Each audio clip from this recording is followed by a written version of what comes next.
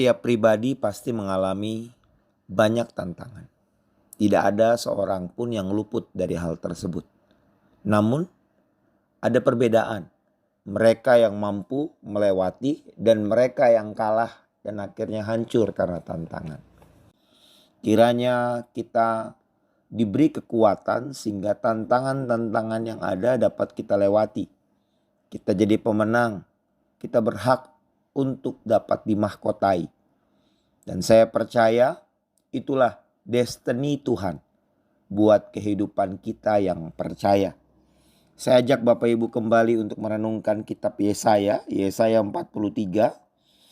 Saya akan baca dari ayat ke-18 sampai ayat yang ke-21. Demikianlah firman Tuhan. Firman-Nya, janganlah ingat-ingat hal-hal yang dahulu, dan janganlah perhatikan hal-hal yang dari zaman purbakala. Lihat, aku hendak membuat sesuatu yang baru, yang sekarang sudah tumbuh. Belumkah kamu mengetahuinya? Bapak Ibu kekasih di dalam Tuhan, mengapa timbul rasa khawatir yang membuat kita sering salah dalam mengambil sebuah keputusan? Karena kita berkaca atas masa lalu kita. Kita selalu terjebak atas apa yang pernah kita alami. Tanpa memberi ruang untuk Tuhan berkarya bagi kita di masa yang akan kita jalani. Karena Tuhan berkata, Dia hendak membuat jalan yang baru. Artinya, Dia pasti bertindak untuk memberikan kita kemampuan menyelesaikan tantangan-tantangan yang ada di hadapan kita. Pertanyaan yang harus kita jawab, percayakah kita? Dan bagaimana kita bisa percaya? Isi pikiran kita, isi perasaan kita dengan hal-hal yang baik. Rasul Paulus pernah memberikan pesan kepada jemaat di Filipi. Apa yang baik, apa yang mulia, apa yang manis, apa yang sedap didengar, apa yang patut, pikirkanlah semuanya itu. Maka Allah damai sejahtera akan memelihara segala kehidupanmu. Bapak Ibu kekasih di dalam Tuhan. Mari, jangan jadikan masa lalu kita beban untuk langkah kita ke depan. Tapi biarlah apa yang pernah kita capai, hal-hal yang harus kita pelajari dari masa yang pernah kita jalani, itu jadi sebuah kekuatan, kita makin berhikmat dan kokoh di dalam pengharapan. Percaya bahwa Tuhan pasti mampu untuk membuat jalan baru. Saya mau berkata, Tuhan pasti membuat jalan baru. Karena Dia Allah yang kreatif Bapak Ibu. Saya lanjutkan pembacaan kita.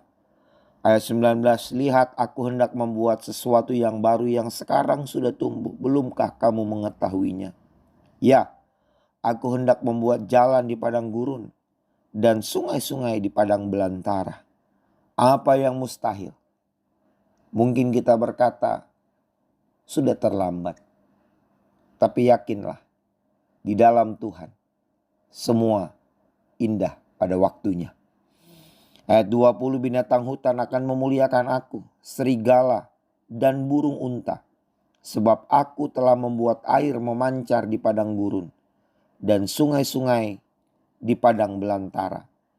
Untuk memberi minum umat pilihanku. Umat yang telah kubentuk bagiku akan memberitakan kemasyuranku. Haleluya. Inilah yang membuat saya penuh dengan semangat memberitakan kabar baik buat Bapak Ibu semua. Yakinlah bahwa Tuhan tidak pernah tinggalkan kita.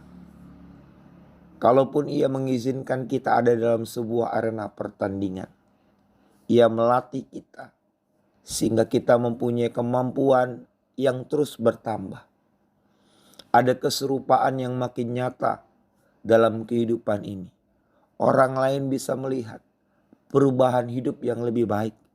Sikap kita yang makin menyerupai Kristus saat Dia ada di bumi. Kelemah lembutan, melekat dalam kehidupan ini. Sehingga kita tidak menjadi pribadi yang reaktif untuk segala sesuatu yang diperhadapkan Tuhan di kehidupan ini. Keluh kesah kita berganti dengan ucapan syukur. Perkataan kita menjadi perkataan yang membangun, memberi semangat, yang lemah dikuatkan. Perkataan kita perkataan yang menghibur. Karena dari mulut ini bukan keluar penghakiman, tapi sebaliknya membangun, mendorong orang untuk hidup lebih baik. Bukan berarti kita tidak boleh mengoreksi orang lain. Tapi yang paling utama, hendakkah kita punya sikap untuk membangun karena kita memiliki kasih kepada sesama kita. Karenanya Bapak Ibu kekasih di dalam Tuhan, saya percaya 2022 ini sesuatu yang hebat dan besar Tuhan sediakan buat kita. Jangan lepaskan pengharapanmu. Minggu ini saya menitik beratkan pesan-pesan renungan terkait dengan pengharapan. Kalau kita percaya, maka ada wujud nyata. Percaya makin kokoh ketika kita membuka telinga kita mendengar firman Tuhan. Karena iman tidak timbul dari hal yang lain selain dari pendengaran kita akan firman Kristus. Damai sejahtera dan kekuatan Tuhan beserta dengan kita sehingga kita menggenapi setiap janji-janji Tuhan. Tidak ada satupun yang gugur. Tuhan Yesus memberkati. Amin.